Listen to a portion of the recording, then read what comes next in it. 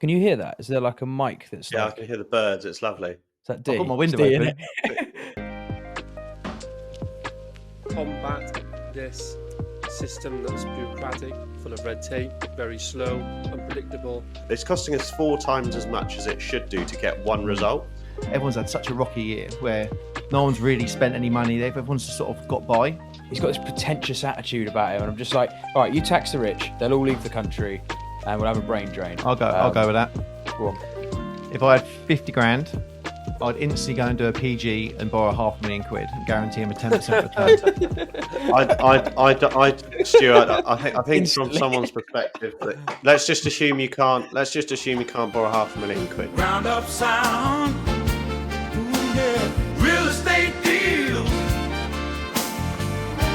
We lay them down, let's get those deals. Deals, deals, making money, baby.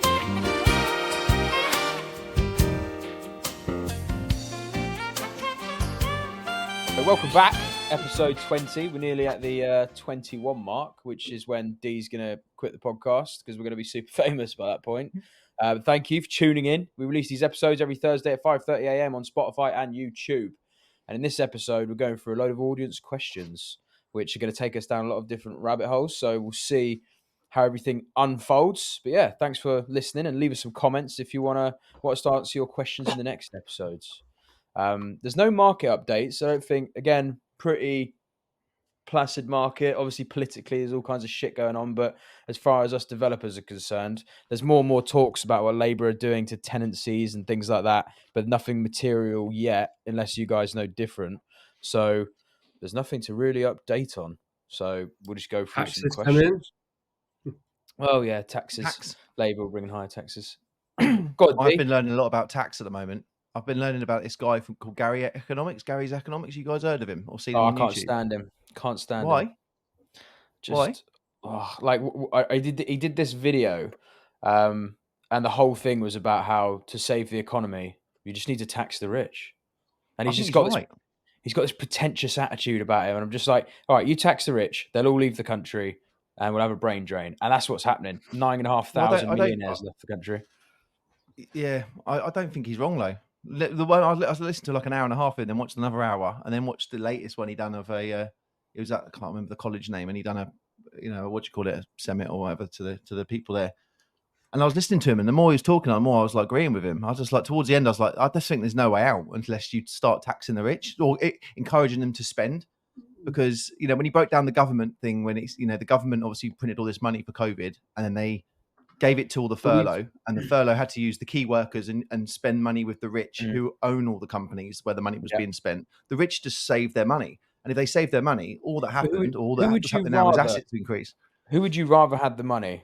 Our government, who cannot spend money to save their fucking life, or would you rather the rich people had it and capital allocated and built new startup companies and built new jobs and grow the economy? Like, taxing the rich historically has always led to recession because you have a brain drain of capital, and the capital leaves the country and it goes elsewhere. So then you need to invite it back when the country starts going to shit. So really, we don't need to tax the rich. We need to make sure that the people taxing us are spending money more effectively, because that's our problem. The problem is they just constantly find new things to spend taxpayer money on. So they're constantly needing to try and either run higher deficits or say that we need to tax the rich are greedy. But really, it's just because they're squeezing the middle class and the little man so much more, all the profits are always cycle through back up to the people who know how to control the money. And then when they try and tax them, they leave. It just always goes in a perpetual cycle. The thing is the rich own the government. The government is literally the puppeteers who have the levers to print more money that gets sent to the rich, and then the rich hold it, and then the only thing they can do with it is buy more assets. So this wealth, this poor rich divide is only going to increase forever. So you are going to have two societies where the poor are literally only because the government's in the way. So if the government wasn't in the way and we just had a free market, that wouldn't necessarily be the case. But where government gets involved, increases the barrier to entry with new regulation, new laws. It means that it's harder and harder for the small man to compete and disrupt that market. And that happens in every sector. Eventually, we're seeing it happen in AI now, aren't we? Like that they're going to regulate it to make it almost impossible for the small man to be able to build a new AI startup without conforming to all of these regulatory barriers they're going to put in the way, which means you're only going to have OpenAI, Google, and Apple that be able to deal with that legislation, deal with the court cases and They are everything the else. new governments. They'll become the new governments. That's not from Sorry, a tax. boys, That's is not one from of our... Can you hear that? Is there like a mic that's Yeah, I like... can hear the birds. It's lovely. Is that D? I've got my It's window D, open. innit? Well, for the past few episodes, I've had this temperamental shit microphone that I spent, over £100 on. So I'm trying to make it work, and it's been causing us issues for several episodes now. And I know you all keep saying just buy a new one, but I'm a little bit frugal. So I've You been sound like trying you're to in the get church, mate. But it You sounds sound like like he's you're in echoing church. like you're in a church. It's like Is he's it preaching. echoing? Right. Yeah. Let's see right there. Have you got the echo feature on, or have you got the bass up? What about now? Oh, There there Why you don't go. you get There's Why the don't you get man. Gary to play the organs for a minute, and we'll sort out your mic. Is this okay now? Yeah, that's better. Yeah, that's mate. it. That's all right. That's That'll much do. Just better. don't move. I turned the echo down on the mic. It was up for some That's reason. good. That's good. That'll be Cool, one. you- Why would You they should even be- have that echo You should feature? be in audio. You should. Genius.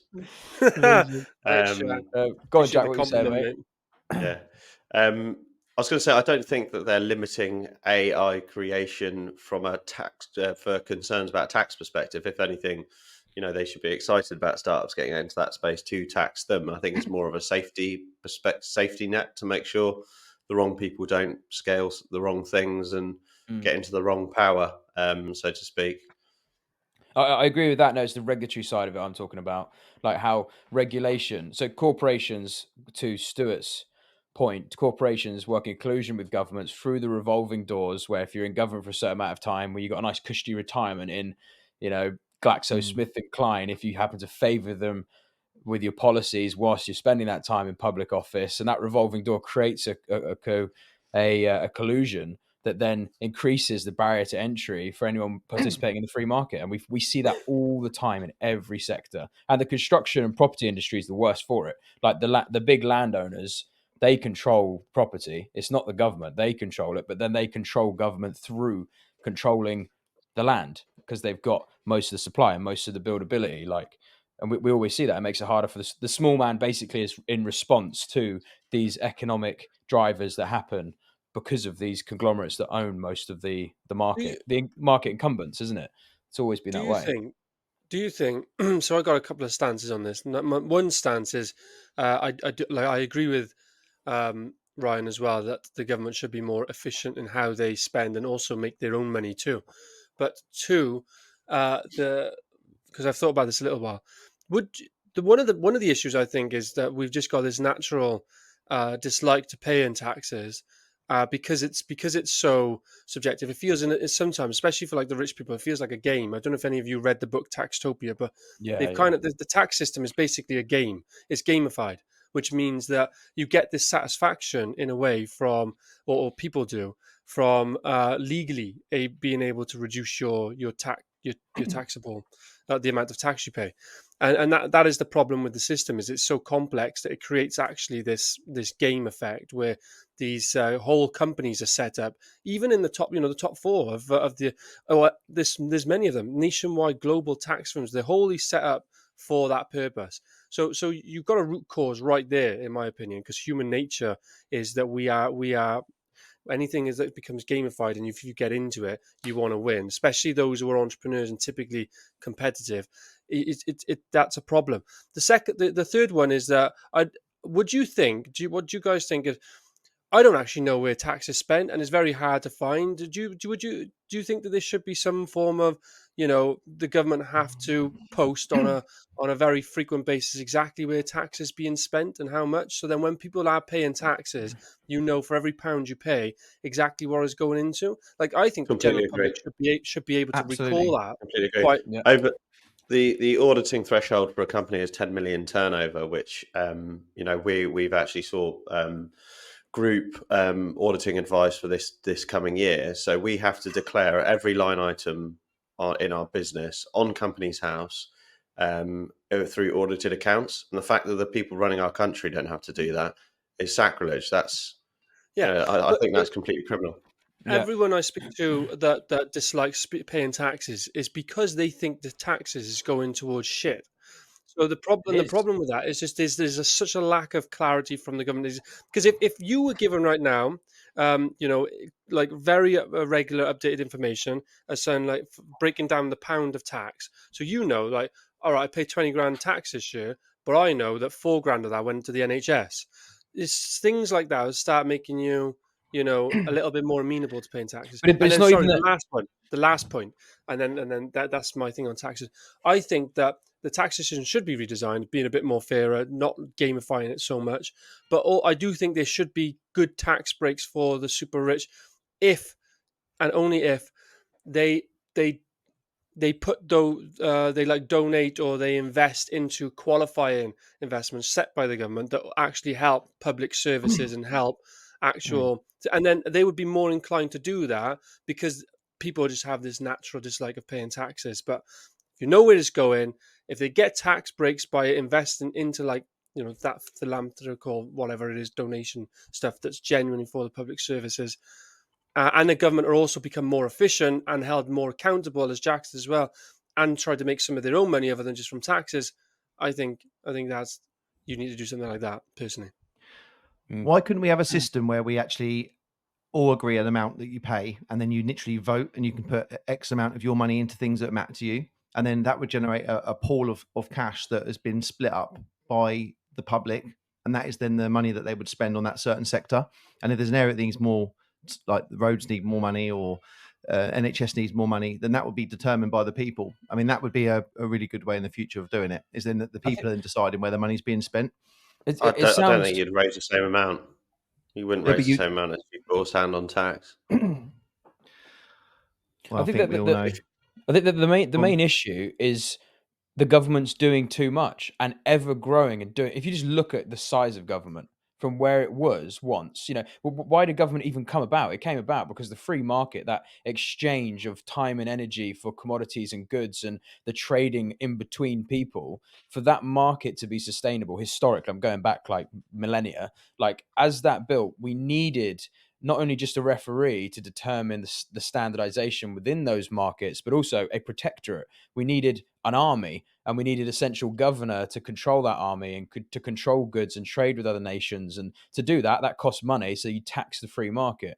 And that was kind of the first idea for why taxes, why a contribution to a central issuer was the main reason to uphold society, and that the better societies ended up creating better institutions that could have better regulatory frameworks, that then meant that people felt safer, standard of living were better there. So the brain drains from other societies came to that society, and forever that's ebbed and flowed. But as technology got better, it allowed more leverage to centralized individuals. They could then do more with their resources, which means that over time we've just had governments ever encroach more and more and more into our free markets, leveraging these institutions and the subsequent technology, which is the scary thing about AI. But just look at money. Money is a technology. The second this credit system was founded, who's the ones controlling it? It's the government. They'd never leave that to the free market because it's too powerful. And they'll always find reasons to do more and more in the free market, but it's the free market that pays for the government.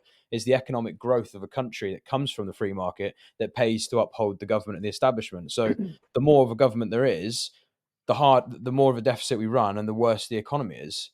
So we need the government doing less. They need to do less things, and then we don't need to pay as much in taxes. So just to squeeze the rich people as well, they'll just leave. They'll just go to Saudi Arabia, Dubai, and that's already happened. 9,500 millionaires left the United Kingdom, and 15,000 left China. But pro rata, if you just look at that comparatively, compared to our population to 9,500, China's population to 15,500, it says something about the state of play for how rich people think of the UK. And it shouldn't be that way. We should be one of the most attractive countries for rich people, but apparently we're not. Yeah, Dorian, I've actually done a search on ChatGPT. Shout out to ChatGPT on like the breakdown of the taxpayers' pounds on spend. So 20% of that just goes. Did that too. Literally just did that. Look at that. Go on, Jack. So 20% of the government spending is on the NHS. So obviously health. 25 to 30% is on welfare. So that's pensions, unemployed benefits, housing benefits, and disability benefits. I can guarantee a lot of that housing benefit is on temporary accommodation, which we are trying to solve. because that is a massive kick on taxpayers' money. Education, 12 to 13%, which I actually think is a very reasonable amount of the budget. 6 to 7%, which is 50 billion on defence, so armed forces, military, etc. 40 billion, which is 5% on public order and safety. So that's police, fire services, law courts and prisons, which I actually thought was paid in your council tax, but there you go. Debt interest, 90 billion. So 10% of our budget is on national debt. Transport is 5%. So that's obviously railroads, infrastructure, public transport. Local government, 120 billion, which is 15% of the budget. So that's local councils providing social services like social care, housing and waste management. I mean, it sounds like housing is like 30% plus at the moment. Environment, 2 to 3%. So environmental protection, flood defences and agriculture. Be interesting to see what that stat would be for like the Americas, because I'm sure we have a pretty low risk environmental risk. International development and aid, which is 1 to 2%. So that's obviously international development programs. Housing and utilities, 3 to 4% of the budget. Miscellaneous, which is a small percent of the budget. And the overall typical spending is 850 billion nationally. I took that a step further on the back of what Stuart said and said if we went to a donational policy framework. So if you take the 180 billion that is spent on the NHS per year and divide it by the population of the UK, assuming that that population is 100% employed, so they can pay money, because obviously there's a chunk of that will be homeless and unemployed. That works out to be 2,688 person per year of NHS. just purely on the NHS. So, let's say that actual cost per person is 20% of what we're giving. But- so if you times that by 5, Wait, can you actually that's can you do the maths on that though, on what the actual working populace is? Because we've got like the population is nowhere near the working population, is it? It's quite significantly less. Pensioners, young people, unemployed, people on Unemployed. benefits. Like it's probably more like $5,000. It's probably more like $5,000 per head. And my idea was literally you still have a tax threshold that you have to pay into that goes into basically a government account. And then you would log on and you would then choose what you want to spend your money on. Because I think you'd have a lot more people wanting to pay taxes and be a lot less trying to avoid taxes. If, everyone would pay taxes to live in a better society. The fact is we're living in the worst society we've ever experienced. Low growth, low wage economy, no investment, no money. It's in a high inflation environment. It's a massive problem. And people avoiding taxes or leaving the country is making it so much worse. And it's government, mate. Yeah, our working population is 33 million, which is obviously half. We're 66.3 million. So that does work out to be £5,455 per person in the UK per year is spent on the NHS. Fucking, and how much? But the problem is not just how much goes to the NHS. Of that 5,500 that goes to the NHS, how much of it is going to bureaucratic pen pushers instilled by government and bad regulation and bad policy, the woke agenda and all this shit that's getting laced into our public Creamed sectors? off the top.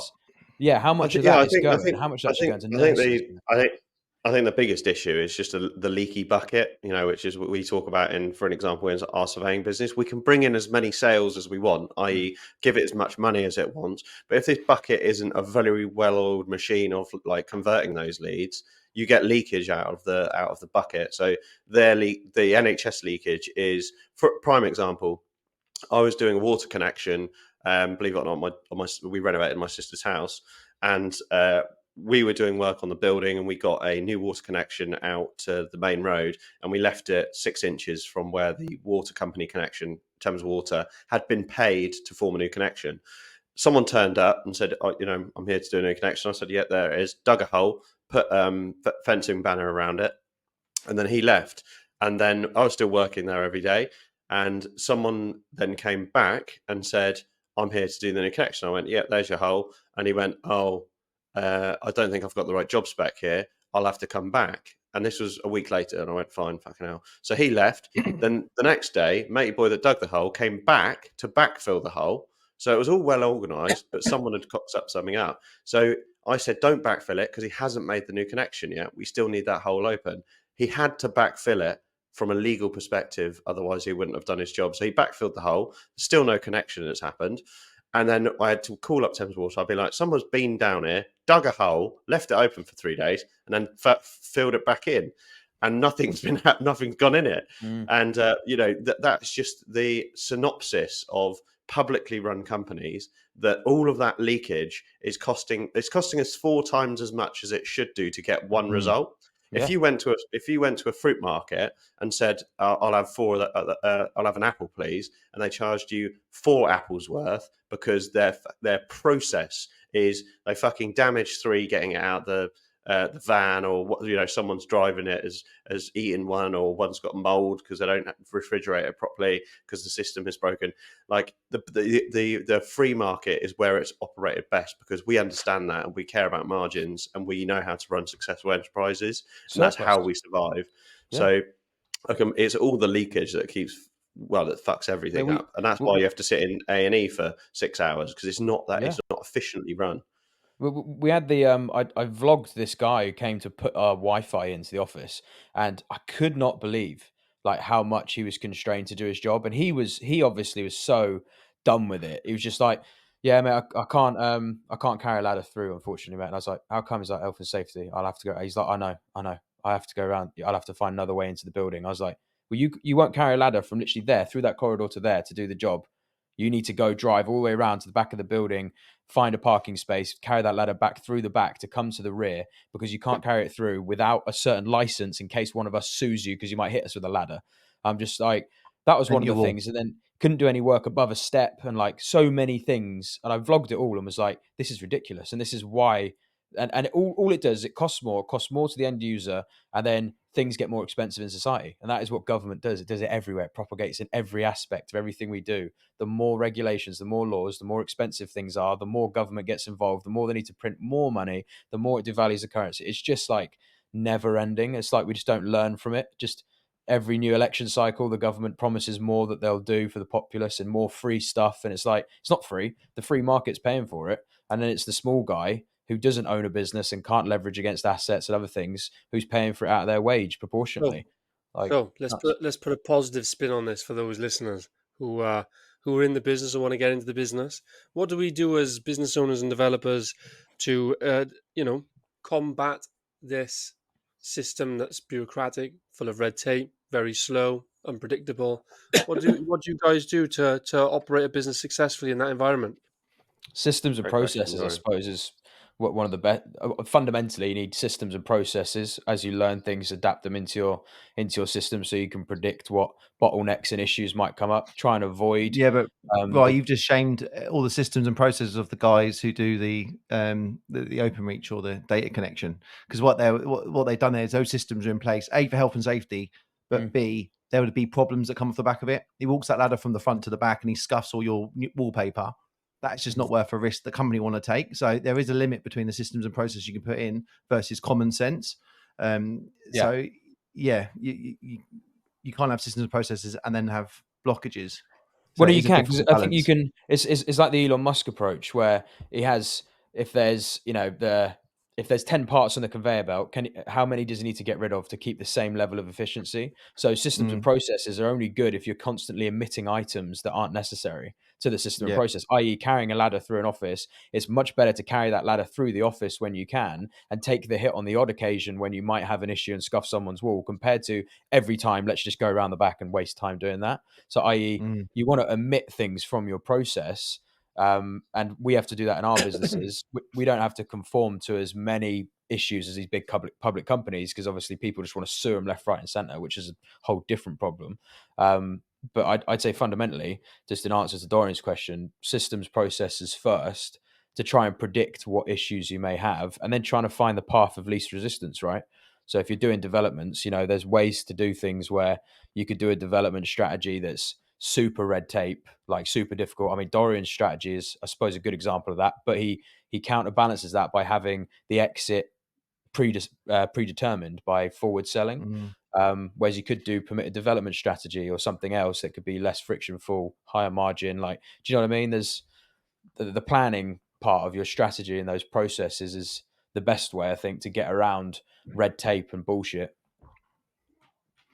Every private companies designed to find efficiencies. So the government aren't as they're not as astute to try and work out these principles, because it's then this pot of cash that it's not theirs that they can spend. So there's other priorities, which is to feed the rich effectively. Where if you More privatise a lot of political, these isn't it? things, yeah, It's you to look good. privatise a lot of these things. You have to survive is to find efficiencies, whether it's in the systems or the job you're doing. So like it goes back to my point. If I could vote for different parts of the NHS. So it could be subcategories, and you could vote on areas where privatisation or money would go towards someone who's doing a better job than the government, and the society would always choose choose the best way to spend money, rather than just give our money to the government for them to decide, which is all back doors and seedy deals done with private companies. I think that if we had more of a voting power, then we would sort out our own issues, and a smaller government would be a way around it. But yeah, I think running companies' efficiencies is fundamental. You waste money, you won't have enough money to waste, and you won't be here to spend the money you have got. Yeah, sorry about that. Then I was just distracted because I've just been told that an excavator has been stolen off one of our sites, which is What's that? great. Tell you what, construction is at doing development projects. Like every single development site we've done has been broken into, damage gets caused, things get stolen. Like every project, something happens. The project now tagging. we literally it's a hired machine, so we're hoping that it's tracked from the hire company, but ultimately it's still our responsibility. And we've got insurance in place, and we've got CCTV, which we've obviously got to ring the police now and just waste all have to do now, but they're probably not going to do anything. They'll just give us a reference number, and yeah, it's just. But anyone going into construction or development, you've got to think that people are going to break into your site and potentially damage it or steal stuff. So it's And you're at risk as well, aren't you? If someone breaks into your site and they die, even though they've broken in, you're still responsible. Well, which is madness. they will investigate, yeah, and if there's anything, if you've left anything unsafe on site, even though they've broken in, then you'll be liable. Yeah, it's like they've broken in, so they're in the wrong. But if if the site was unsafe and that's how they've hurt themselves, you were then wrong. Crazy. Yeah, crazy. To come back to Dorian's original point, and that's shit hairs, Dorian, sorry. Unfortunately, a good friend of mine runs a plant hire business, and it's like every month one goes walkies. It's super common. So yeah, how do we deal with it? Comically, just to humour you all, I asked ChatGPT examples of when funds are not someone's and they are not used very efficiently. And the first thing it said is example government spending versus private spending. Almost like it's been listening to us talking, but it hasn't. It's true. With all of this red tape, I mean, we just worry about controlling what we can control and make sure that things that we can't control are measured for from a risk capacity. Take control of things that you can. So, for an example of that is permitted development planning. They have to release a result in planning within 56 days. They don't do it in 56 months like they would with a full planning application. And play the game. For an example,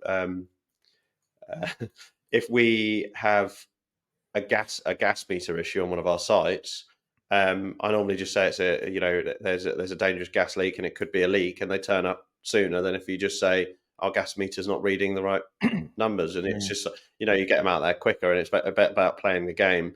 And also look at the red tape as a barrier for entry. It's painful for you, but that means it's painful for everyone. So if you build the right team that can familiarize themselves with these issues day in, day out, and deal with them and become good at managing these things like the planning delays. Perfect example, I think that I know multiple developers that have lost money on development sites where planning has taken 3 times as long as they would have hoped. But if they would have agreed those as a conditional purchase, the time cost would have been on the vendor and not them. So analyzing that and making sure you secure things correctly, there's always opportunity to have an element of profiteering or margin and things like that. Yeah, can agree more, mate. What about you, D? In answer to your own question. Yeah. Apologies, just sorting some stuff out in the background because of that theft. But yeah, kind of one of the things you've already said. It's like that. I think anybody going into business needs to do both a macro and micro external, obviously, analysis. The macro analysis is all about things you can't control, but are prevalent in your space. And one of the, it could be, it's political, it's economical, it's environmental. It's basically the Pestel analysis, but looking at that, taken away from the theory, actually looking at but what does that landscape, look like? Is it red, amber, green? Is it positive for your industry, negative? And then what happens if those things go against you? So if there's policies that basically like planning that are slow and you can't control it, then whatever time scale you're expecting, you have to really enhance it as your only kind of hedge. Does that make sense? And then your micro analysis is things like you you still can't control, well, but you can like impact, if that makes sense. You can influence. So that's more like, yeah, your competitors, suppliers, how you differentiate yourself around you.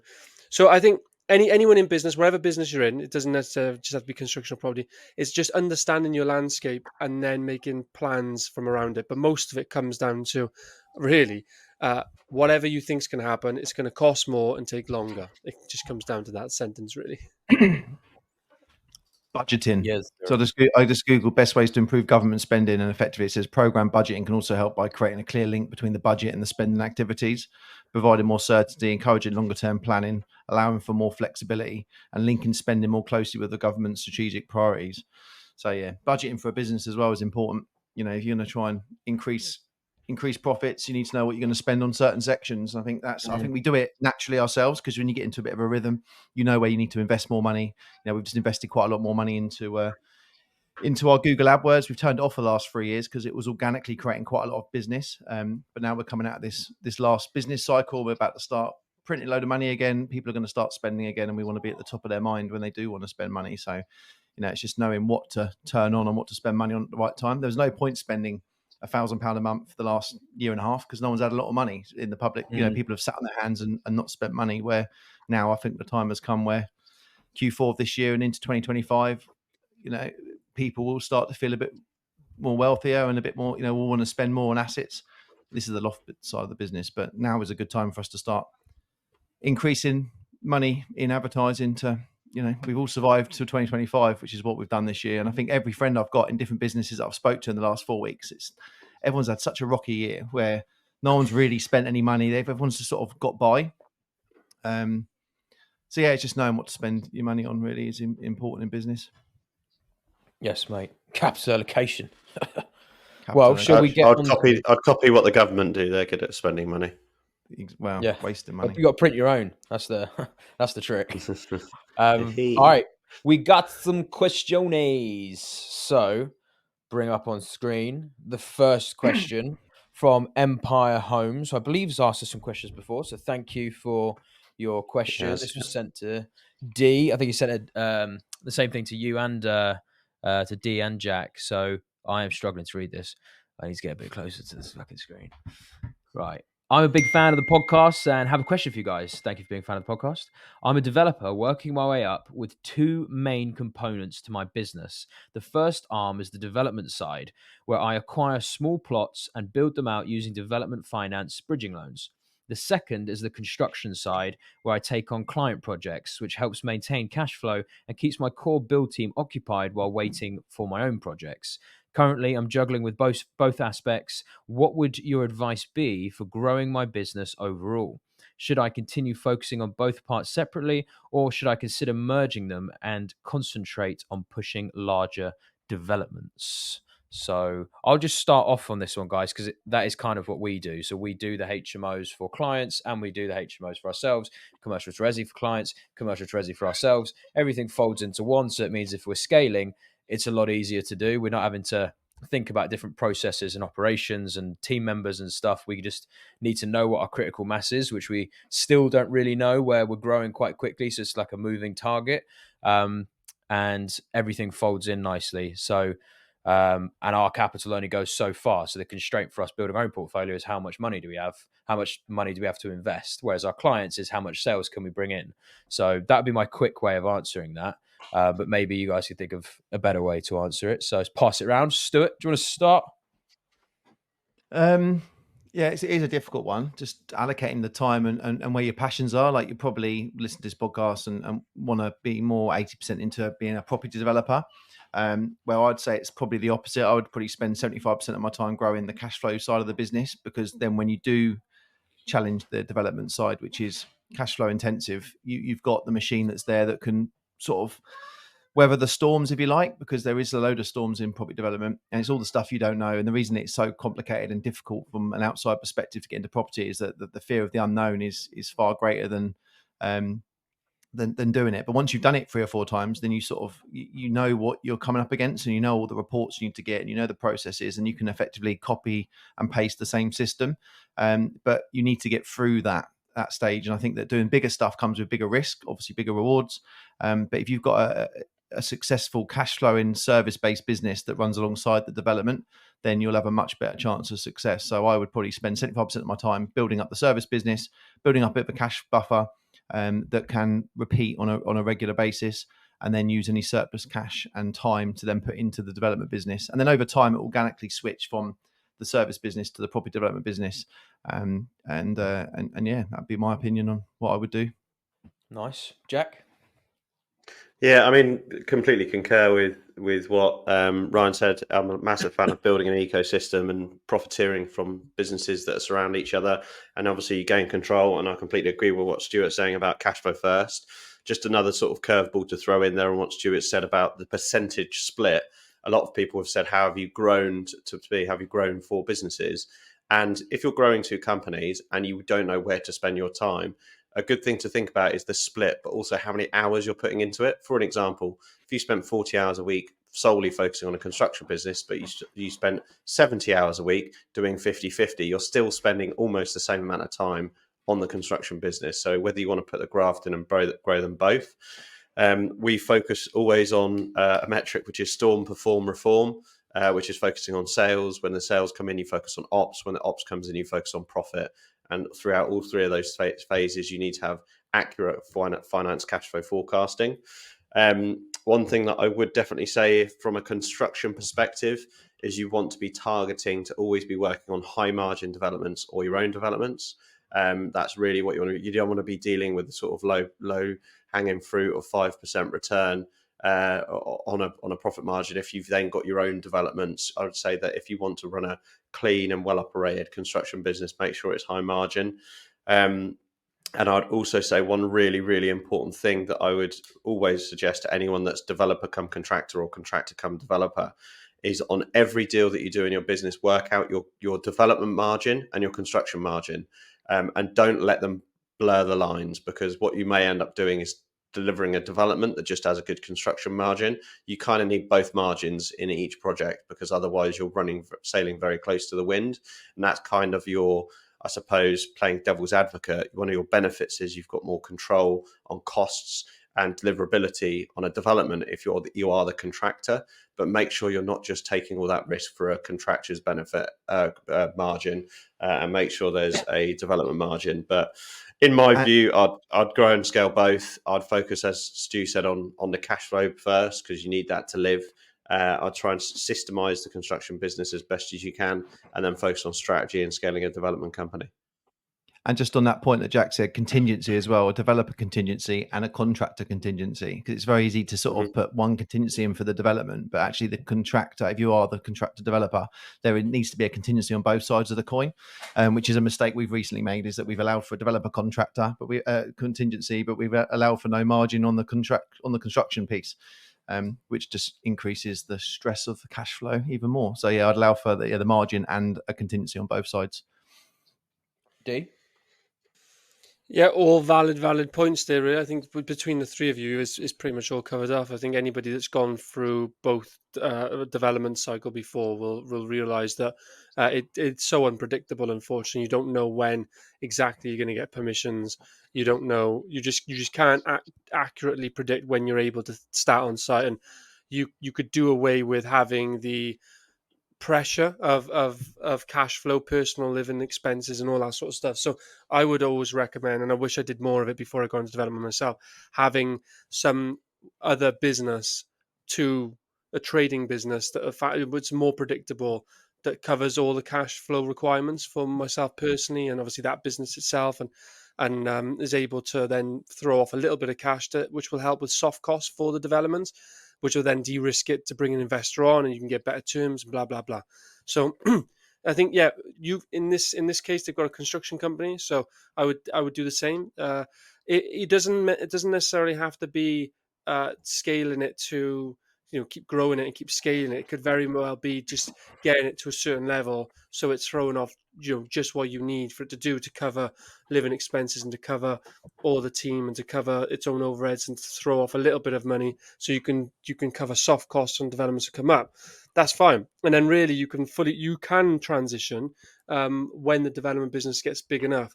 But for that, it needs a pipeline of deals, it needs a pipeline of investors, a good exit strategy, and then you can morph it into focusing solely on your own developments. But until that time, definitely anyone listening to this, and focus on a personal cash flow and strategy first, and then when you go into development, you can mentally live with all the delays and issues that get thrown your way. So yeah, I think you all covered it really. Beautiful. Just reiterating the same. I did just think of one last thing you may want to consider for that kind of strategy, which is similar to ours, where you've got clients doing projects, yourself doing projects, is the liability aspect, and you can use that in your weighting as well. So for a lot of our own projects, we'll take out short-term debt, i.e. bridging or development finance. Now, I'd rather we had much more client projects on the go, which is how it is at the moment. Historically, it wasn't like that. But with the more client projects we have, the liability is on the client to fund that scheme because we have no vested interest in the scheme. But all of these over here, they're reliant on us and our personal guarantees and the collateral that we may have to give for those projects. And obviously, you don't want that weighting bigger than your cash flowing or your external clients, because otherwise, if there's a problem, you're going to be stuck. There's going to be no way for you to pay for it because you're not going to have the margins in any of the client schemes to be able to bail yourself out if you've got a problem over here because a deal's gone wrong or the market's changed or you can't exit. So I think you wanted a healthy weighting, maybe something like 60-30%. Something like that, where 60% of your work is external, it's cash flow generative, and 30% is where you have a liability for, ever growing interest and things like that on other sites. So you might want to think about liability as a weighting. It's worth the push through low as well, because obviously we buy and hold a lot of our stuff, but now it's a bit of a self-fulfilling prophecy because the ones we've already done work that are cash flowing positively after all the debts are paid for, that actually pays for new debt to take. So we can take 10% fixed costs of, borrow 100 grand, and we can effectively service 100 grand's worth of new business to keep adding to the pot by paying for it from previous properties that are self. You've also got Sky Lofts though. You got Sky Lofts, right, which is your exactly. equivalent. So it's the double burner. So we've got I live on the income that Sky Lofts produces. That's what pays the mortgages and pays for the cars and the fuel and all the rest of it. The living expenses and the kids. But also can help if you need a cash injection on your own schemes, right? If you just need some you temporary can money balance to it. cover a If we gap. need to. Exactly. If we need to slow down spending personally because we need to invest that money in the business, plus we've got cash flow coming in from SW Homes from previous assets that we've kept, then it does mean that we can sort of make new commitments with new lenders to say, look, we'll give you, if it's important to you that you've got £500,000 and you want to service that over 12 months, and we'll pay you 50 grand, but we'll pay you that 50 grand every month. Then we've already done the hard work that's creating the cash flow to pay for that, to then use the £500,000 to put into new projects to increase that original pot. So it is a long game, but it's well worth playing, and it's totally a money hack because it's the only type of thing you can leverage against, where the banks will lend you money where you get 100% the upside. And obviously, it's the only other property that there is, that there was, that inflates as they debase the currency. So it's like it's a win-win. And all this I learned and got into it in 2020. So I'm fairly new to the property development game, but the more that we're doing, the more it becomes obvious that this is the only way really to accumulate wealth, sustain your wealth. Yeah, to accumulate wealth. Yeah, unless obviously you're really good at a specific domain in business or technology, you can make a lot of money in those sectors too. But it's property's A to B for the masses of us. Yeah, who understand bricks and mortar. For us mere mortals. Yes. All right, so next question from Dino88. Great episode, guys. One of my favorites so far, to be honest. Thank you very much. This is a comment from the YouTube channel as well, so thank you for that. These episodes are gems for anyone starting out or trying to scale in property development investment. Keep them coming, please. Oh, yeah, I forgot. I added this one in there just because it was a nice comment, so... Thanks for your comment. Question. Appreciated. Next question. So from Jaden Smalley. Jaden Malley. There's no S in there. There isn't, no. Jaden Malley, thank you. Question for the next podcast. Do you use M&E consultants for designing these systems, or do you use an architect and subcontractor? If you use the subcontractor to design the systems required, do you get the architect to add these onto the plans? D, do you want to start with this one, mate?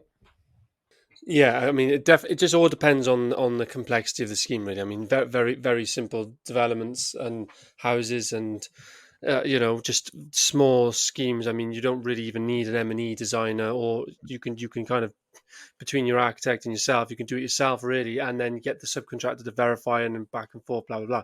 But on the larger schemes that we operate on, where especially when there's a client involved, they will typically expect an M&E design by an M&E consultant that provides a collateral warranty.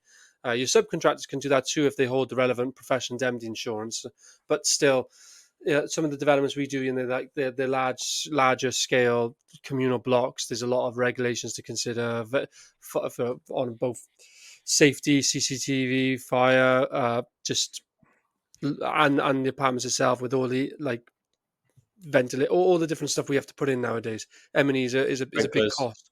Yeah, sprinklers, ventilation, just loads. So, but it's all the communal stuff as well. That's the key thing. Bringing in the mains, the boards, the TV stuff. Where's it all going? How's it all going to fit? Do we need pumping stage? Blah blah blah. So, on the larger schemes, we definitely use an M&E consultant, and then we also, in addition to that, we get the subcontractor. So they should be coming up with ideas too as to what the M&E consultants potentially over-engineered, because that does happen. Simple things like the type of wiring could be different between in flats versus in communal, and it's more expensive. So yeah, that's how we do it, really. Yeah. Yeah. Jack? Yeah, same. M&E consultant brought in. They're fucking expensive, but they're necessary. I'll just say it's all down to the risk, really. I mean, yeah, like Dee said, it depends on how big and complex the scheme is. If it's a fairly straightforward scheme, then your contractors you're using should be able to help. But it comes down to the risk, really. If you're working on a complex scheme and you've got so much power coming in between the utilities consultant and the M&E designer, if you're working under a D&B contract, it's really their side as a principal contractor to sort of manage that part, because all the risk falls with them. But when you're both sides of the coin, you're sort of taking that risk anyway. So we just make a call based on how complex it is. Go on, Dee. What I will say is, for anyone that's doing a development, one of the easiest things you can and should do before you buy that development is try to get some budget quotes and capacity checks Yes. for the utilities, because otherwise you can be stung. So sorry, Ryan. Yeah, I literally was about to sort of touch on the same thing, knowing your incoming loads, and that's ultimately where you want the M&E designer to calculate how much you need in the building. You might have enough in the building already if you're doing a commercial to resi. We've got that on one right now. The electric's good, gas isn't, and the water isn't. So we don't actually need to upgrade the electrics because we've got an M&E designer who knew what loads are coming in and could calculate how much you needed around the scheme.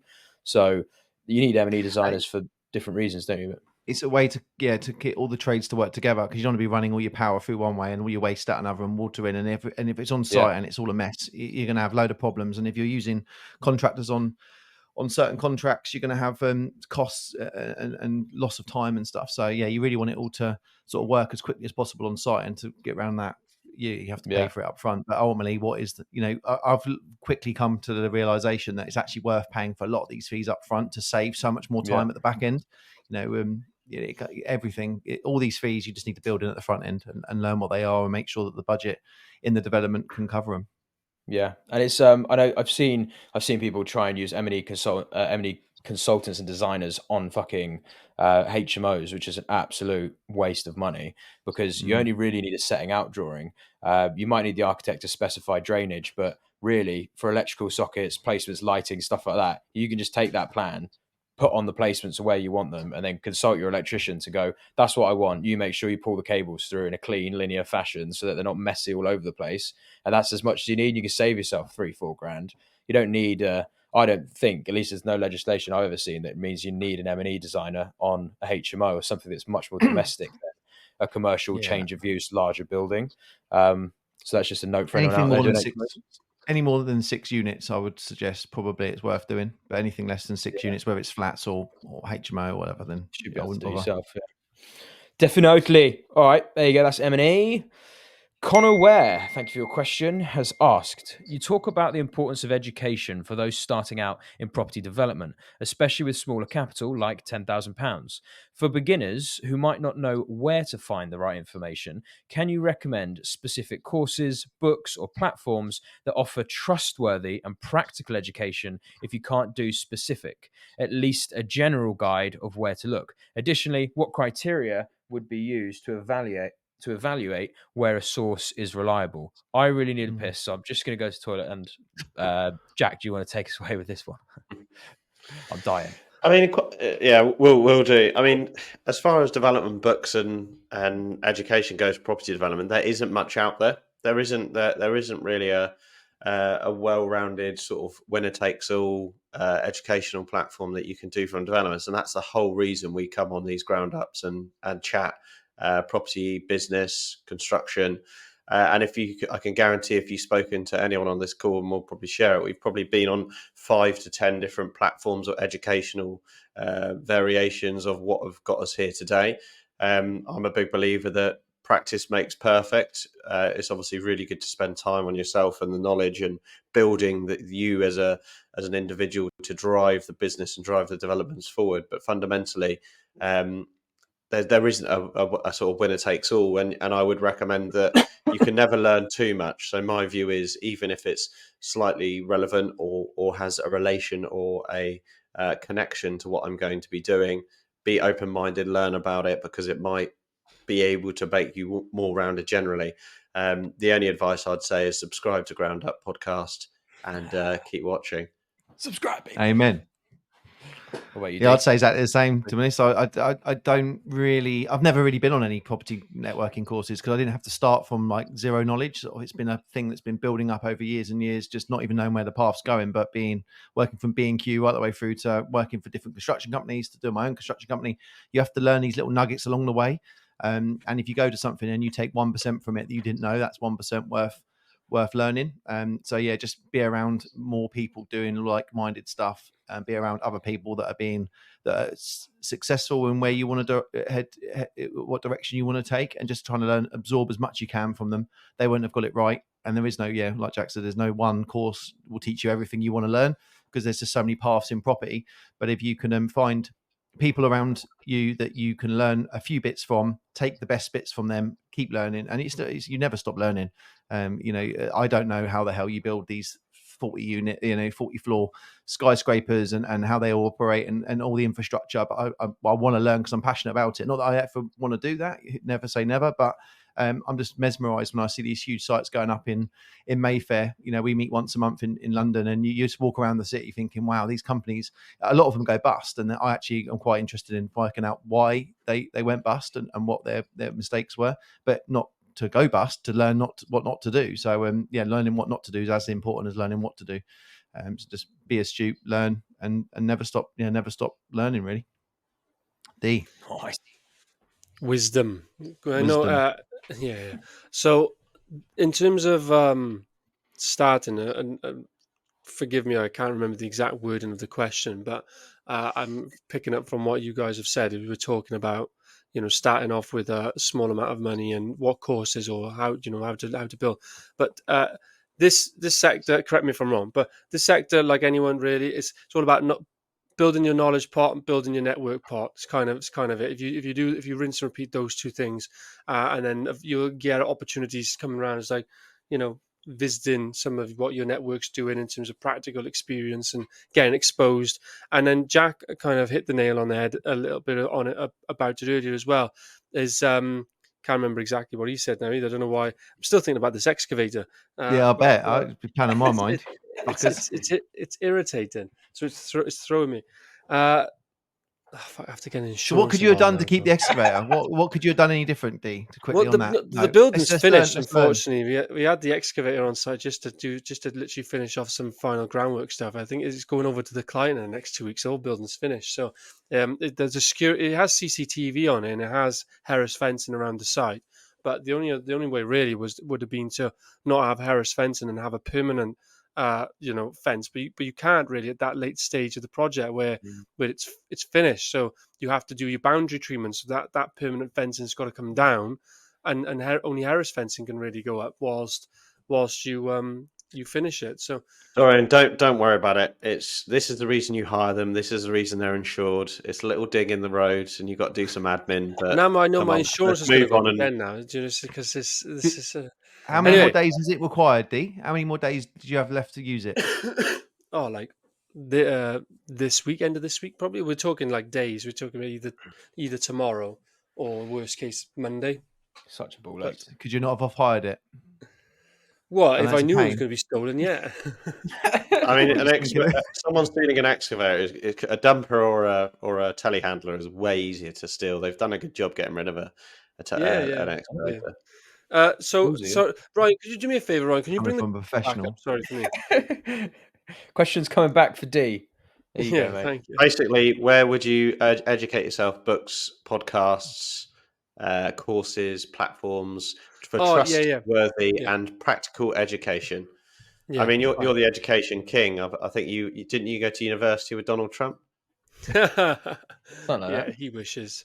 No, yeah, I think you guys are right. Really, there is no like course that will kind of teach it, and the problem is there's a big theory versus practical disparity in development. Probably like other sectors, but definitely probably development. You just can't be taught everything that happens. Your very best thing you can do is build. Obviously, you still need some theory knowledge, and even I'm reading books all the time. Like I got literally a book run from managing the profitable construction business.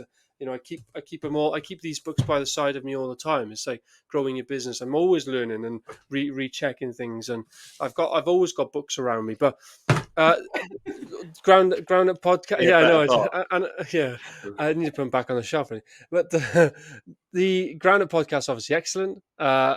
Some theory knowledge is if you've never been involved in construction and then you want to get into development, then you do need to kind of brush up on some knowledge of how a house is built, how something is built. Good books for that is like the House Builder's Bible or Construction Technologies. Just Google those two books and you can read them. There's And on that very niche topic. I'm not trying to hijack you, Dorian, but there's also a house. I think it's called a house building warehouse in Swindon, where you can actually go and see every stage of a development within one big industrial building, which is really interesting. And you can do all this for limited capital, really. But I would definitely build the knowledge up of so when you have conversations, you can see where the flags are. I think though, if you had limited capital, and this is going to be potentially controversial, but it's up to you guys. Jack hit the nail on the head about talking about ecosystem earlier. What I would do really is I would carry on building my knowledge through theory books, podcasts, Ground Up Pod, and building my network in development space. But ultimately, if I had a limited amount of capital, what I would do is once I've built some of that knowledge, I would reverse back and see with the ecosystem of what hits development, and I would build a business in that, a cash flowing trading business in that. When it's going to be easily. I can easily transition then into development without doing two completely. I'm not talking about like Amazon FBA and then 45 flats. I'm talking like you take the development sector, you look at all the services that you can do in development, and there's actually loads when you break it down. Then out of all that, what am I actually really interested in? What could I get a qualification quite easy? Even if I have to get a job very, for like 6 months, and then I can go out by myself with my capital, blah blah blah. It could be a finance broker specializing in development. It could be a surveyor. It could be like all these different things. Depends on where you start from. I would do that. I would build a business in that, carry on then building my theory knowledge and my network, and then sooner or later you'll be in a position where development opportunity, you're ready for it. Beautiful. It can also be in sales. It can also be in insurance. Yeah. Like RQS now, he used to work for an insurance firm and understands exactly per square millimeter what is required to be paid out for an insurance claim. So it doesn't have to always be around property, but just being in the same skill sets that you use, you can adapt them into property. But you just got to be passionate about it. Ultimately, we're all super passionate about property as well as making money. If you just come into this game wanting to make money, you will make huge mistakes because it's not the money is the byproduct of what we ultimately love doing, which is bricks and mortar, building real stuff that we can visually enjoy and see at the end, which is a feeling that you don't get in many jobs. If you're doing a service-based business, you're doing one part of it and you do it again and again and again. You don't see the big picture. where anything from its loft conversions or extensions or full flat schemes or new build stuff, you get to sit at the end of it, and even if it's for just a minute or two, you get to really be proud of what you've accomplished. And that's really the key thing in property, is that it gives you that sense of pride that allows you to keep fighting, because you do need steam to keep moving through this world of property development. I do find that funny, actually, that you touched on a sentiment there where, like, like when we buy like a dilapidated building or something that's got a quirk to it, and I get excited about when we buy it. I'm like, oh, we're gonna make it this sick, like we could do this design bit and make it like really nice, so when it's finished it's got like this nice vaulted loft and whatever. But actually, when it's finished, you see it for a minute when you go and like check it and go, yeah, it's all done nice, and you'll never see it and never think of it again. But that constant pursuit of like making these old buildings and making them nicer somewhere for someone to live, there's something noble in doing it. Like it needs to be done. Do you know what The I mean? housing stock's shit. If you just look at how badly insulated they are and how old they are now, the whole. There's so many properties that need doing, but yeah, there's three parts of a property. There's the bit when you find it and you sort of price it up and you really want it. That's an emotion that you got to control. Then there's buying it, and the minute you get it, you think, shit, now we've got to deliver it. And at the end, when you see it, you're super proud of it, and you're totally invested for so much time. And I'm always emotionally attached to all the buildings that we buy. And then at the end, once it's done, 2 weeks later, all the emotions completely disappeared. Now it's a property that's just cash flowing, and it's let and forget. You never have to go there, and you don't go and see it for 2, 3, 4 years.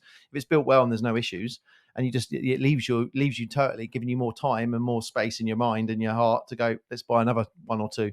And it's just a complete, it's a drug. It's an addiction that it is very addictive. Yeah, very addictive. I'll just Better than add, drugs.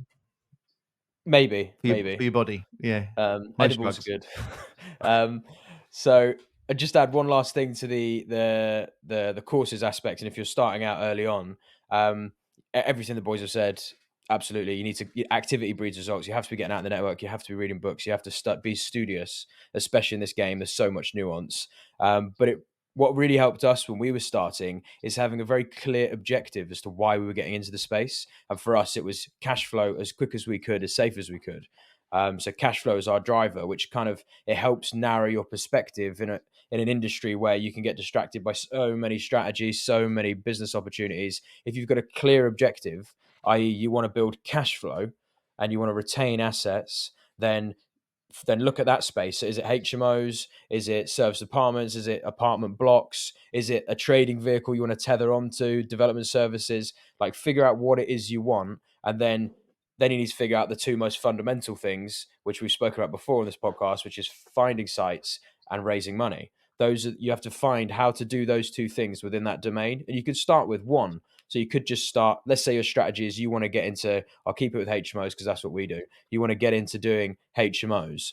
Well, you don't necessarily have to do the HMO yourself first. You could just learn how to source that kind of product. So then find your micro market and your macro market. Where do you want to operate in? And then go and find those potential deals and then sell them to investors. But so you have to be networking at the same time, and that can then give you can start to paint a picture of how you get into the space. Then eventually do a joint venture as you build up an investor pool, and then you can start doing the project management and then offer more services. So it really helps if you've got a clear goal when getting into property. If you want to build up a capital pot, then HMOs probably aren't the best thing for you to do. You want to look more of a flip strategy and then go in that way, rather than, what do you like doing? What is your clear objective? Do you have a fiscal goal? Do you have a lifestyle goal? Do you have a domain expertise that could be applicable in some part of property, i.e. you're a quantity surveyor or a contractor? And then align your strategy and your potential career path with what you're good at or what you need. Otherwise, you see so many people, they're learning about property for years, spend so much money on courses, going so wide on all these different strategies and not really learning anything. Because by the time they've learned these new ones, they've forgotten the old ones. They're looking for that last 2% of the actual action and taking part. I mean, when I was going to networking events in London, because I just wanted to be around other people who were going through the same emotions. And, I loved a lot of the people there, and I'm still in contact with a lot of them, but a lot of them are still doing nothing, which is a real shame, because they're looking for that last 2 or 3% to give them the confidence just to go full steam. I was just thinking, when you were talking there, what I would suggest as well is that if you've got money, the chance of you going gun-ho into property and you coming out making the profits you expect are almost 0%. You're either going to go low in, and the only way you're going to do it is by making no money and a load of lessons learned. So if you've got money, you're better off making a lower return or no return and learning from someone who's done it on a fixed coupon and guarantee your money. or if you've got no money, then be around someone else where you can give them value for the lessons learned. And that's like, anything that you can plug into a property developer that you can do almost not for free, because that, but you're basically swapping what you can offer in terms of labor for the skill set. And don't look at it as trying to make money. Look at it as being around people, either to make a smaller return and learn the systems and processes. You can go and do it on your own, or offer something to another developer where you can sort of hang on to their coattails, learn as much you can from them, but offer them something in return for them taking the time to teach you the process. That's really the quickest way into it. Don't look at it and go, I'm going to make money or not make money. Sourcing for a developer or something. Yeah, we've just had a guy join us who's joining us for 1 day a week. His background is in dry investment trading, so he was working for pension funds and firms and representing them in acquisition process. So he's a very qualified sort of dry investment deal acquirer. And he's just set up his own startup business. He's gone through two rounds of funding, very successful guy, and he just wants to learn more about development acquisitions. And that is just goes to show, like, we should be paying him, but he wants to learn. So he's bringing loads to our business in terms of value, and hopefully we'll be giving that back. One thing we haven't mentioned, which I think is actually probably the best return on investment for anyone out there that hasn't got money and wants to be in property development, find a group of 5 people that are also doing the same or more than you, and meet with them and talk through how you're working through your business day-to-day tasks, tricks that you found, hacks that you found, mistakes that you're making. I've actually been part of I'd call boardrooms for 8 to 9 years now. I was part of one in London, part of one in Reading, consecutively for the first 3 years of being in the business we're in. And I feel those conversations are free. You learn, you share, you JV, you get ideas, you learn from their mistakes. I think that's really, really important. And if you pull that together and you're the front man of pulling that together, you can learn so much from it. XP have been running our own boardroom for 4.5 years. And we set that up because there wasn't anything around that we could be part of. And we wanted to keep that learning group mentality, which I think is a really easy way to get a really good return on investment for you and the other people in the room. Beautiful. Yeah. There is hopefully some useful advice for you, Connor. Thank you for your question. Right now, here we go.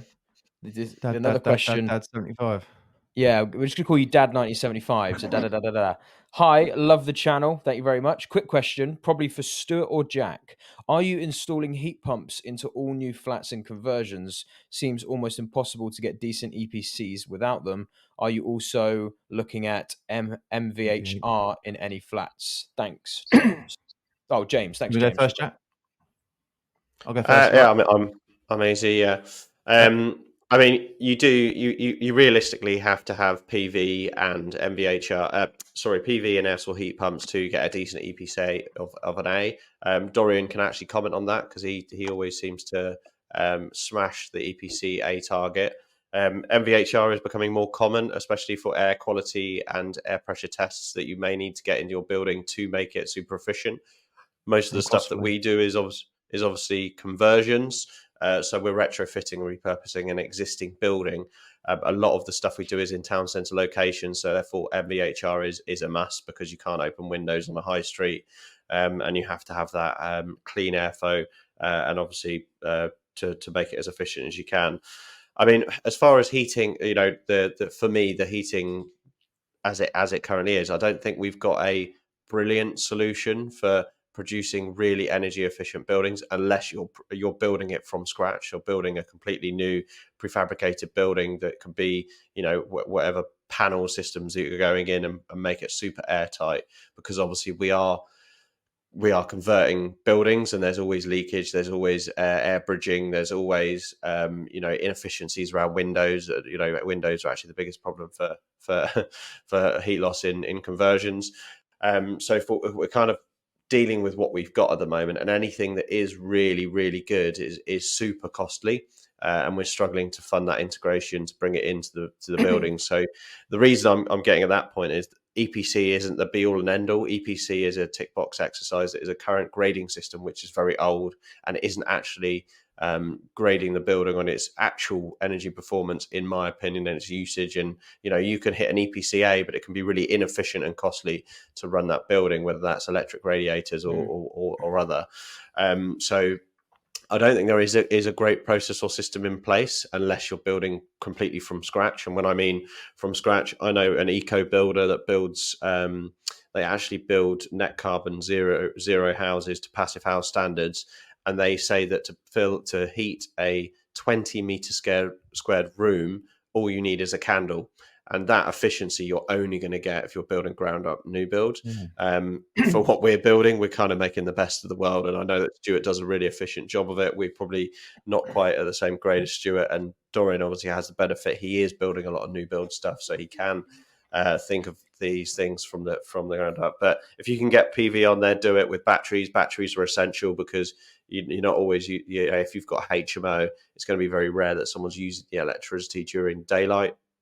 So get batteries in place, and also air source heat pumps. And MVHR is very good for. We typically use it in a town centre location, but if it's countryside, we don't really use MVHR. Beautiful. Exactly the same as what Jack said, really. Yeah, it comes down to the location of the building. Conversions come with different regulations to new build. And yeah, if you're in a town centre location, you've got to take more MVHR because you can't be opening windows. Pretty much everything Jack said, really. Air source heat pump, we were choosing to do them before the EPC regulations changed. Now it's almost a must, but it's fabric first as well. Like Jack said, we can only do the best we can with an existing building. And obviously if we're building a concrete ring beam construction, we can only do so much on the floor, on the walls. And then we do an air test. So yeah, with the existing conversions, MVHR is not really needed.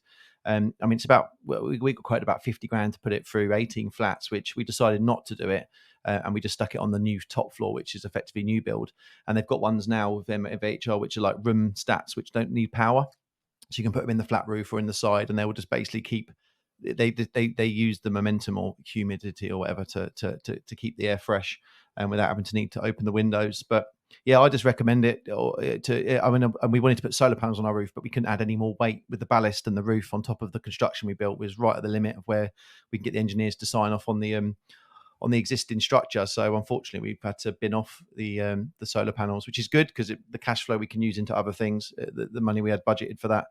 But yeah, I just think that if we ever come to sell our stock, say we look out 10 years, 15 years from now, and we've got 1,000 flats and they're all decent EPC, we're going to be so much more attractive to someone who wants to buy an investment package than if we had a load of shit stock that's just leaking energy. And energy is only going to get more expensive unless we invest a load more money into green infrastructure. And it's just better for the country. It's better for the properties we're delivering. So yeah, we've always looked at it and gone, let's just build the best we can with the technology we've got today. And also there's a grant out now as well, which is the bus grant, which any new property you've got with an EPC, you can effectively get a government grant to help you pay for it. Which if you actually weigh up the costs of an air source heat pump versus a normal gas boiler or electric boiler, you're only paying an extra grand or so, if you in relative terms to what you actually have to pay out. As long as you've got an EPC your certificate, then you can claim that money back. Sometimes you have to cash flow it forward and then reclaim it. But yeah, it's just worth looking into, and it's just better for the people, better for the tenants, better for the homeowners. So yeah, Dorian, if you move on, but everything he has to do is all new build and has to be EPC for the Welsh government, I believe. But it's just a better way of building. Be a better builder. Build green. Go on, D. Bill Green. Yeah, it's an interesting point actually, because and you just landed on a quite a controversial sentence there, which is build green. But as Jack did mention as well, but you can actually build EPCA without being green. If that makes sense, your operation. So a lot of people talk about like operational carbon and your energy performance and the ongoing stuff like that. But actually, you can have you can have a good energy performance rating, but that doesn't necessarily mean that it's the most carbon positive. And carbon is the actual big one for green. And you can also build something that's very high in embodied carbons, and also then something that's low in embodied carbon, and the one in low embodied carbon. Embodied carbon could actually be worse in terms of an EPC performance. So that's actually something really major. They don't really monitor it yet, but I think in the future, I'd be surprised if it doesn't start coming in where there's like embodied carbon targets as well. It's the classic. Just to give everyone an example of what you're referring to as in carbon perspective. this developer that I'm referring to from like a passive house standard and a net zero carbon, all the sand that they use in their sand and cement for foundations, they actually do a raft foundation over like a very comprehensive, almost like Lego block foundation plan. All of their sand is repurposed, reused sand from a sand blasting plant. So it's sand that's already been used for a purpose. But if you actually think about the ergonomics of this, how much sand is used in sandblasting, which is stripping materials, to actually going to building housing development? It can never keep up with that supply. So it's an unsustainable cycle. And also 90% of sandblasting is actually repurposed in sandblasting because it's just used as the vehicle to remove items off it. So again, it's a bit of bullshit, really. It's not really a sustainable business model. It's, you can't get your hands on 1 billion tons worth of ex sandblasted sand because there's not much people actually doing that anymore. A lot of sandblasting's moved over to laser blasting, and that's, there isn't a solution. You're going to be using materials, and also, just sorry, Dorian, before I hijack again. They then say, well, we have to then go to China to get the sand that's been sandblasted, when actually it would have been cheaper and less carbon footprint to get it in the UK, that's UK supplied, then get it all the way shipped from China to get that brought in. So, when you pick holes in this, it certainly unfolds. Sorry, but I'll give you an example now from ourselves. As the very common one is the building materials you build in. We did a development site. I'm looking at the SAPs right in front of me now, and then the projected EPCs which did materialize to EPCA, and it was a masonry build. We basically used block, steel, concrete, and achieved EPCA. But the reduction in CO2, our CO2 impact was like negligible. It was like hardly any. Whereas we built a timber frame system using offsite construction as much as we could, and the also EPCA, the rating in terms of energy performance is literally exactly the same, 92A in where we are.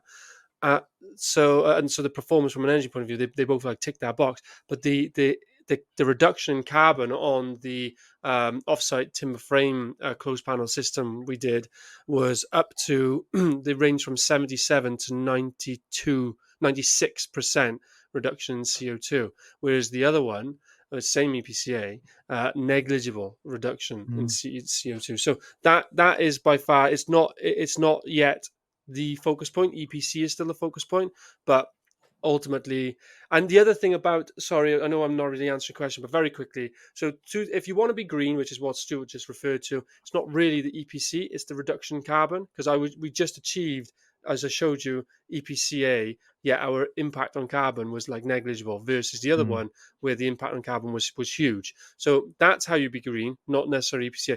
The second one is, if you want to be forward thinking for the end user, is nowadays you can ask your SAP assessor to model the energy, the utility cost for running that home as well, and that is also something you should do. We do it with the housing associations because we want the running cost to be as close to nil as possible, really, for the house, for the finished home, and that also helps improve disposable income, improve economies, blah blah blah. So those are the two main things developers should focus on, in my opinion: carbon and utility bills. Rather than a tick box exercise. But to achieve EPCA, if that's the focus, we do that on every development. We've done it on conversions as well as new build, but we're a predominantly new build developer.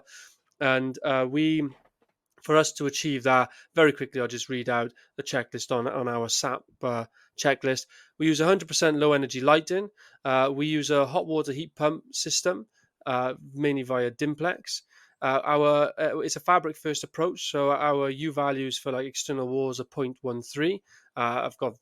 We can go U values for ground floor 0.11, for roof 0.11, and external walls 0.13. Windows 0.13 and doors 1.0. We have a low air permeability. It's easier to do a new build than it is for conversions. That's the air tightness as Jack was referring to. So we want to get that as low as possible. But really, in our model, we just got to get it to 4, which is easy to do for new build, it's challenging to do for conversions. Our ventilation is via a mechanical extract fan, not MVHR. But it is like a DMEV, decentralized mechanical ventilation. We use electric panel heaters, Is that heat and we recovery? have no, Is that a not heat heat recovery? recovery. No. And we have direct electric panel heaters with PV. We don't have a battery system on this one, and we follow TRADA details for thermal bridging and air tightness. And that's how we achieve EPCA. So the battery doesn't actually improve any the actual qualification from an EPC perspective, but from a usage perspective, it's hugely beneficial. Well, the problem with the battery was, I don't know if it's changed now, but when we was last doing SAP, they're not modeled in the SAP calculator. So this is comes back to, like, you could, when they put it in, when they modeled it, it had zero impact on the SAP, which when you say it out loud makes no sense. That's what I'm saying. So from a SAP and EPC perspective, a battery in the house makes no difference whatsoever.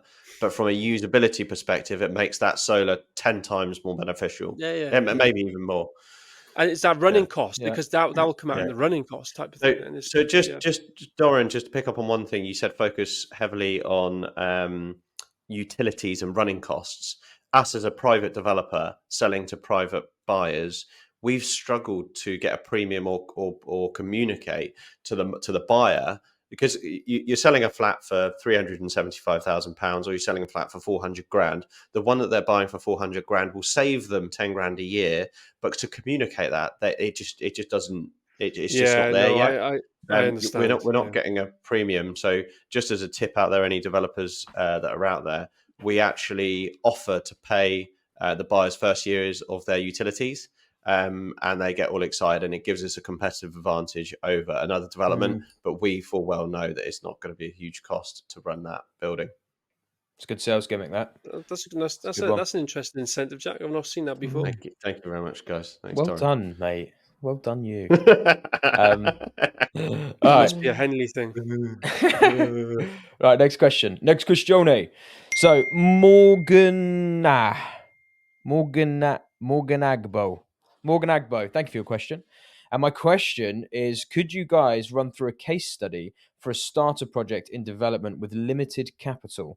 That would be great to see your perspective on how you would maximize a project with limited funds. Okay, you're asking quite an esoteric question there, because what is limited capital? Limited capital to a PLC might be 10 million quid. Limited capital to us is probably like 50 grand. Limited capital to someone starting out is probably like 5 grand. So let's maybe set some parameters here for what limited capital looks like. Let's say 50 grand, I'd say would be, you could get something done. You got skin in the game.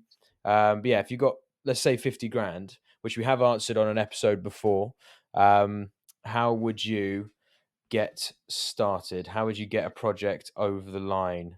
What are we saying, guys? Unless you have another way you want to interpret this question. I'll go with that. Go on. If I had 50 grand, I'd instantly go and do a PG and borrow £500,000 and guarantee him a 10% return. Stuart, I think from someone's perspective, let's just assume you can't borrow £500,000. Well, because that's what I'd go and raise. You can go and raise that. Well, all four of us can go and raise that quite easily off the reputation and the what we've built in the market, and we've learned from we've built a pipeline of stuff that we've done. Let's just say that you were limited and you can only borrow 100 on what you've got. Yeah, but I would instantly go to a networking event and go, I've got a guaranteed 10% return on 500 grand. I need to borrow 500 grand. And I'd find someone who would lend me that. And I'd pay him the 50 grand up front if I needed to. I mean, that's what I would do. Because end up with 450. So no, I'd have 50. I'd have 500. You just said you'd give him 50 grand for it. Yeah, but if I've got 50 grand, I'd go and give it to him up front. So I'll give you the 10% up front. But I'd borrow £500,000. I would remove the banks entirely, because that is going to be a big problem in your first development with limited capital. Well, I wouldn't because on the first deal, I don't think you should avoid the bank. I think you should go through the pain of going through due diligence and underwriting.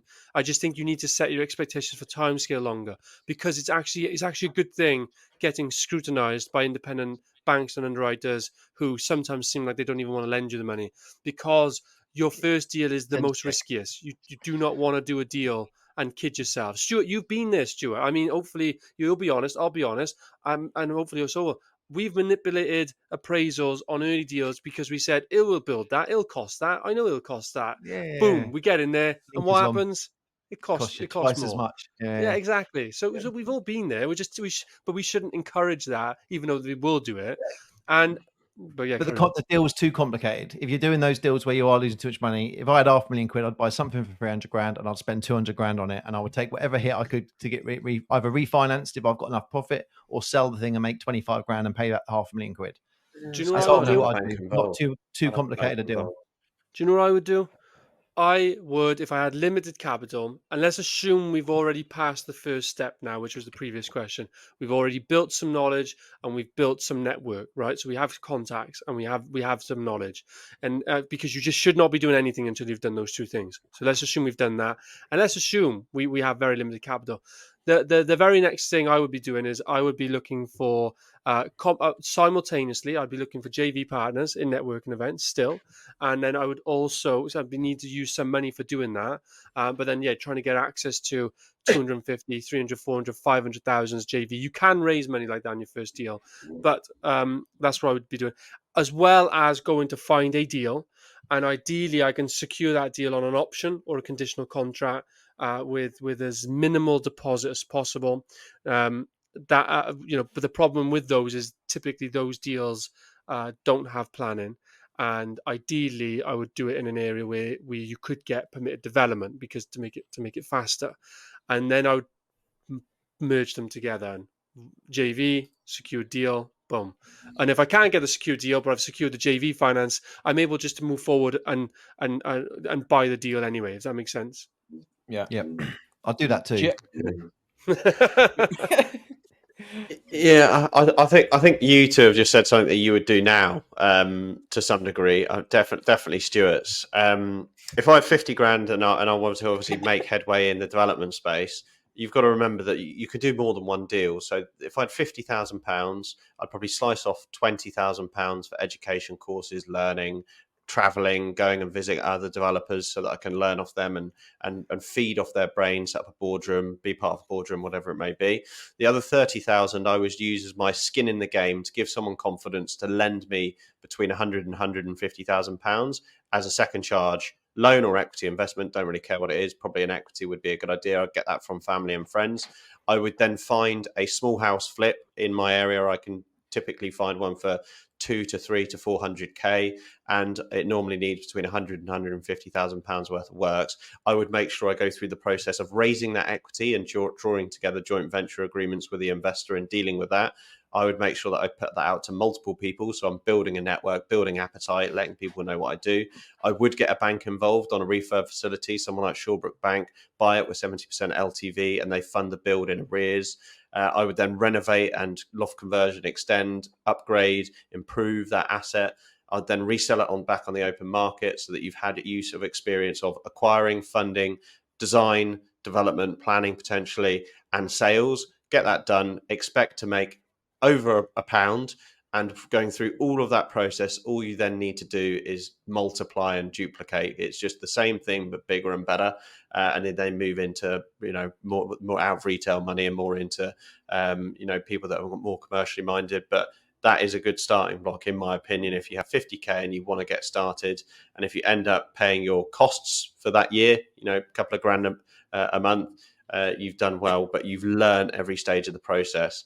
I was mentoring a guy that's very, very well known and high project manager. He's actually he's like head project manager on a block of flats, a building in London, which is going to be the tallest building in the city. And he didn't understand how you raise development finance, how you raise equity finance, how you go through the planning process. He's just senior project management, almost too high on the tree to know every age of it. He's never had to sell a scheme. So you've got to, I think, starting from the bottom and doing all of those things, and maybe JV with a family friend if they're a builder or whatever it may be. Keep it small, keep it tight, understand what you're doing, and grow from there. Yeah, Yeah, I would. Don't want to repeat what the guys have already said, but I don't know why I loved what you said, Stu. It's not to take the piss. I just thought it was funny. Right, I got 50 grand. I'm going to get a fucking $500,000 then straight away. But it is tangible. You can actually do that. Banks do it. It is. They fractionally Yeah, reserve. it is possible. But I'd say, if we just go, what is, and we've done this with some clients as well. We've come to us. We've kind of mentored them as well as them being a client and shown them how they can become kind of mini developers as well using our services. And if they've got limited cash, I think the best thing you could do outside of education, let's assume you've got some of the knowledge required to at least do your first project. If you've got 50 grand, you need to find a partner. I would say just for your first one, find someone who can have skin in the game with you, someone who's there with you to help on the PG side of things, someone who's just gives you more energy. And in the dark times when things are going bad, which they will on the first project, you've got someone who's in the trenches with you. So they either need money and they can support you with money, or they need at least some money to match yours, ideally another 50 grand, but also have time input. And if they've got expertise, amazing. But let's assume they don't have expertise. You need, if you can get someone with you in the game on that first one, they've got 50 at least. Then you've got 100 together. You've got a hive mind where you can tackle these projects. You can kind of assign different roles. One of you might deal with the banks, the other one deals with finding the builders and the architects. And I just tackle your first project that way and come what may. If you make money, don't make money, you'd at least learnt the process, and very likely you would have come out of it, unscathed. You might have parked a bit more cash in the deal than you wanted to, but you'll have good knowledge, document the whole process, and then off the back of that, you've got a bit of rapport that you can then go and take to more investors and build out that same thing over time. You just get better at doing it. But there is no way of doing a first project with limited funds and expecting anything great to come of it. Other than the fact that you're going to get really good experience, rinse that experience, try and do it with someone else. And over time, you'll just learn how to perfect it and build, as all of us have done. You start off small and you go big. The Reuben brothers are one of my favorite stories, mostly because they are also Geordies from the Northeast. They started off doing little developments, little house turnarounds, built and built and built and built. And now they're the richest people. Well, they're top three richest people in the UK when I last checked. Multi billionaires, and they started the same way. You got to get on the ladder. So I think getting on the ladder, get a partner, I think is probably the best thing to do. But some people don't like partners, but if you're happy to dredge it alone, do it alone. And it should be a friend or family as well. I think that first partner, not someone you meet at a networking event, unless they're ideal. But you never know what someone who you don't know that well could do to you when things go bad. So I think a family member or friend is the best person you could start with.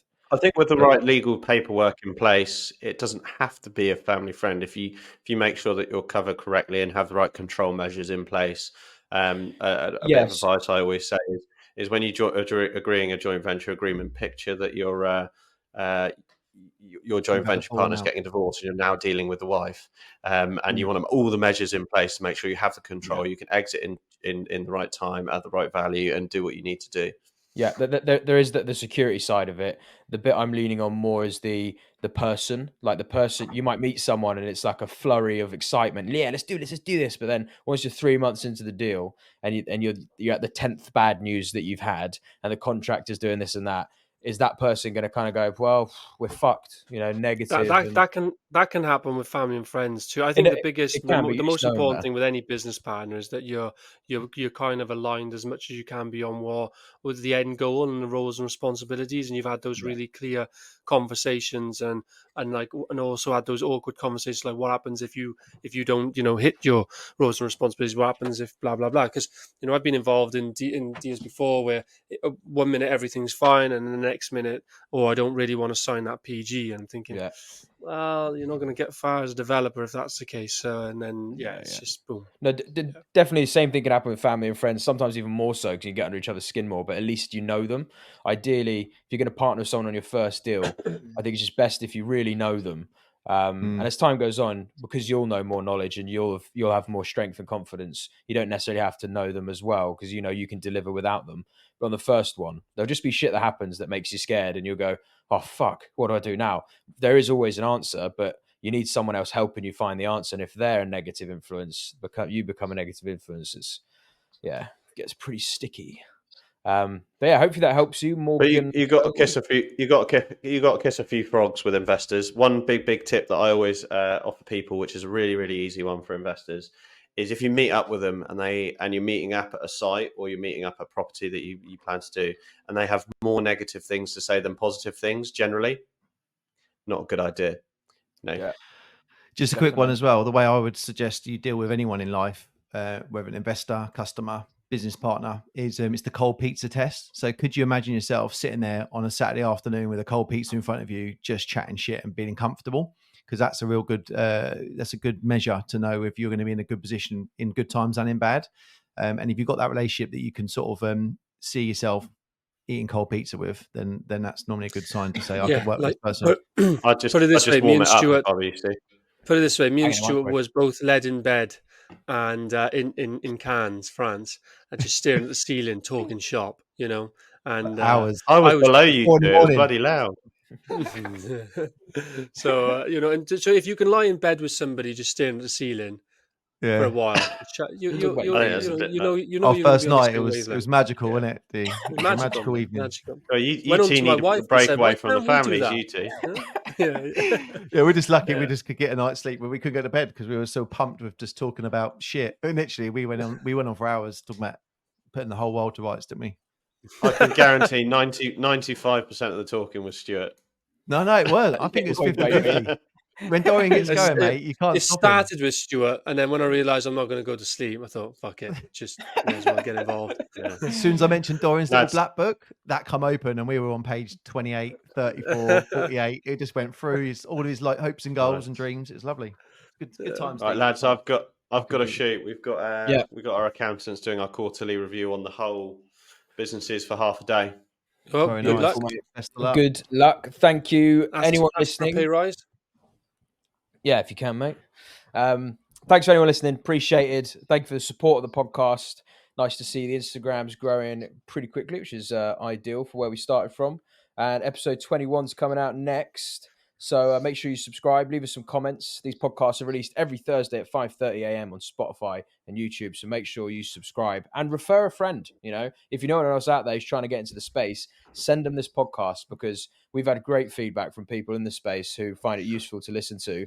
And ultimately, we want to be as useful as we can. So it might be good for those trying to get into the space. They can hear people chat shop who've got some experience. And yeah, you never know who you might help. So, and you help us. So appreciated. Anyway, big love. See you in the next one. Round up sound. Ooh, yeah.